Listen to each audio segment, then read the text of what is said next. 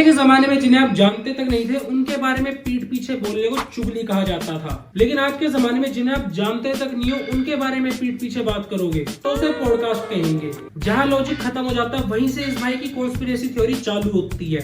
ये है लोग क्या कहेंगे की कमेटी का चेयरमैन, समाज के 4 लोगों का चौथा आदमी, पीठ पीछे तो दुनिया बोलती है, मुंह पे बोलने से कतराती है का चेहरा, नो इल्यूमिनाटी मेंबर्स में से कोई सा भी नहीं। ऑडियंस इसका नाम कमेंट में गैस करेगी क्योंकि मैं नाम बिल्कुल नहीं लूंगा। AKA yapping king. किसी ने अंबानी के साथ काम करके पैसा कमाया, किसी ने उसके बनाए बिजनेस में नौकरी करके पैसा कमाया, किसी ने उसके जियो के नेट से वीडियो अपलोड कर करके पैसा बनाया, लेकिन इस बंदे ने उसी की चुगलियां कर करके पॉडकास्टों में और उसी के नेट से अपलोड कर करके पैसा कमाया। देखो किसी बंदे को फाइनेंस की नॉलेज होगी, किसी को भूतों की नॉलेज होगी, लेकिन इस भाई को हर फील्ड की नॉलेज है। ये भाई एकदम ऑलराउंडर है। लेकिन ये भाई काम क्या करता है फेंकने के अलावा? एक बंदा है जो 97 लाख करोड़ रुपीस कंट्रोल कर रहा है। 70 कंट्रीज में इसका इन्वेस्टमेंट है। 70 कंट्रीज में इन्वेस्टमेंट है। 2008 का क्राइसिस होता है, वॉरेन बफेट के बाद सबसे पहला कॉल इसको जाता है कि आके बचा लो। 2020 के कोविड के क्रैश के बाद सेंट्रल बैंक इस बंदे को बोलते हैं आके बचा लो। ये है लैरी फिंक, ब्लैक रॉक का मालिक।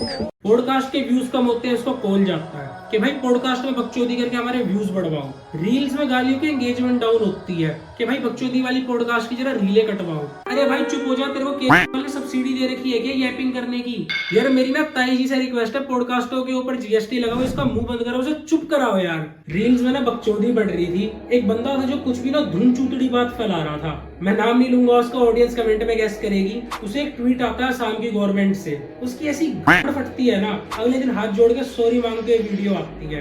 ये है रियल पावर।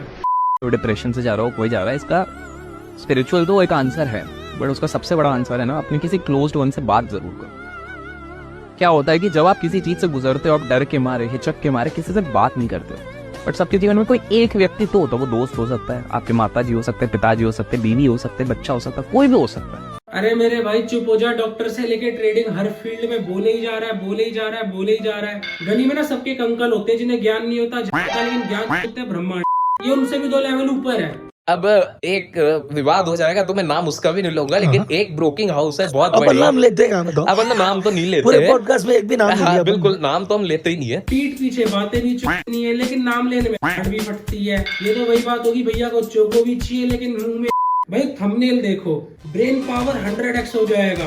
खुद की तो कर रखी है इसने अपनी 100x, जब इतना यैपिंग का किंग बना फिरता है। Osho decoded, unknown truths of Neem Karoli Baba, अमीर लोगों की सीक्रेट सोसाइटी। पहले अमीरों की गांड में घुसा रहता था व्यूज के लिए, लेकिन अब वहां से व्यूज नहीं आ रहे तो बाबाओं के पीछे पड़ चुका है। धीरू भाई अंबानी और स्टॉक मार्केट का सबसे बड़ा खुलासा।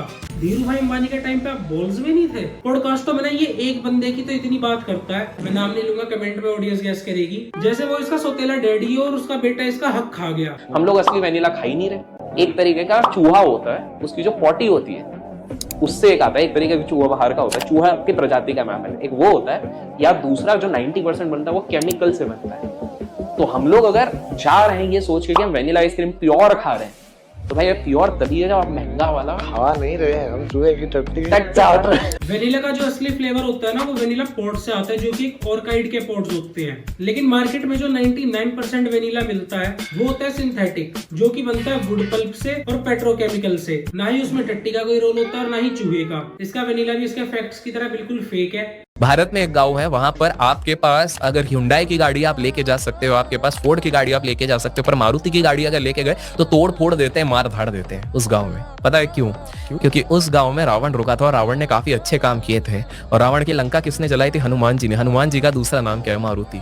अगर इसने पॉडकास्ट में जाके कुछ भी बोलना नहीं छोड़ा ना, एक टाइम ऐसा आएगा गाड़ी लेकर जहां भी जाएगा, गाड़ी और फंड दोनों को सूद समेत तोड़ेंगे लोग। एक तांत्रिक जिसके इशारों पे चलता है स्टॉक मार्केट। भाई ने भूतिया पॉडकास्ट और फाइनेंस वाली दोनों को उठा के एक अलग ही कॉकटेल बना दिया है, bro creating his own genre. लेकिन इसका नाम क्या रखें? मैं नाम बिल्कुल नहीं लूंगा। मेरे को लगता है बिलियनर्स के यहाँ एक बंदा है जो कपड़ा मारने जाता है, मैं नाम नहीं लूंगा, कमेंट में ऑडियंस गैस करेगी। वो वहां जाके ना सारी बातें सुन लेता है और उसके बाद पॉडकास्टों में जाके 2 की 4 लगाता है। मेंटल एटीट्यूड को हमेशा पॉजिटिव बना, टॉक्सिक पॉजिटिव नहीं, पॉजिटिव।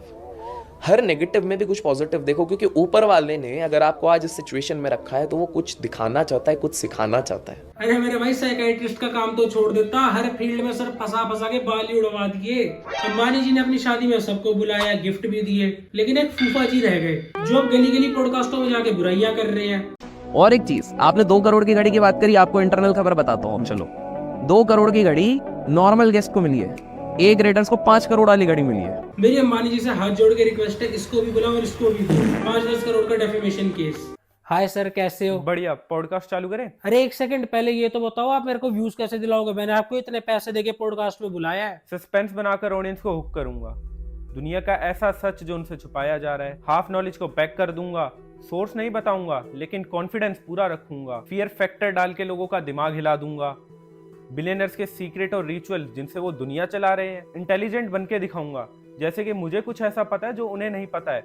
ऑडियंस को इसका पार्ट बना के स्पेशल फील कराऊंगा। एंड में थोड़ा सा विक्टिम कार्ड खेलूंगा, मुझे हेट मिलती है, मुझे चुप कराया जा रहा है। और क्लिकबेट तो मैं फिर ऐसे थंबनेल बना के कर ही दूंगा। ऑडियंस मेरे को सिंपैथी देगी और कनेक्ट फील करेगी। अब वो चाहे मुझे गाली दे या सिंपैथी दे, एट द एंड रीच ही बढ़ेगी और फिर इस पॉडकास्ट से रील कटेंगे और हम और वायरल होंगे। देखो भाई, अगली बार जब भी इसकी रील आपके सामने आती है ना, एक ही कमेंट करो, भाई सोर्स क्या है, क्योंकि सच्चाई वायरल होने में बहुत टाइम लगती है, लेकिन झूठ पूरी दुनिया मिनटों में घूम के आ जाता है।